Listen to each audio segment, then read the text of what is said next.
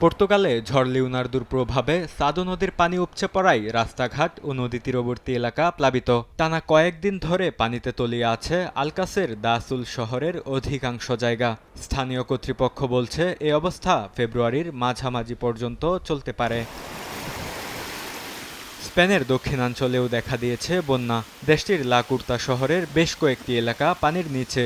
ভারী বৃষ্টিতে ভূমিধস ও বন্যার শঙ্কায় আন্দালুসিয়া অঞ্চলের বেনাওহান শহর থেকে নিরাপদ স্থানে সরিয়ে নেওয়া হয়েছে কয়েক হাজার বাসিন্দাকে। দেশটির মালাগা প্রদেশে কুকুরকে বাঁচাতে গিয়ে স্রোতে তলিয়ে প্রাণ হারান এক নারী। এরই মধ্যে শনিবার নতুন ঝড় মার্তা আরও ভারী বৃষ্টি নিয়ে ইবেরীয় উপদ্বীপে আঘাত হানতে পারে বলে সতর্ক করেছে আবহাওয়া দফতর। টানা বৃষ্টিতে মরক্কোর উত্তরাঞ্চলেও দেখা দিয়েছে ভয়াবহ বন্যা। ভারী বর্ষণে লুকুস নদীর পানি উপচে পড়ায় শহরের বহু এলাকা প্লাবিত।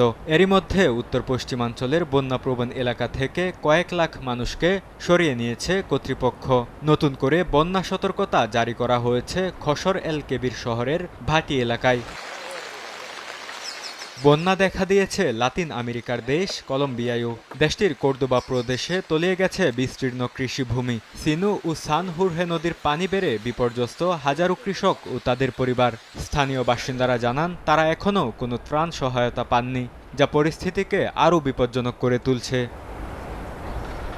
বরকতুল্লাহ, সময় সংবাদ।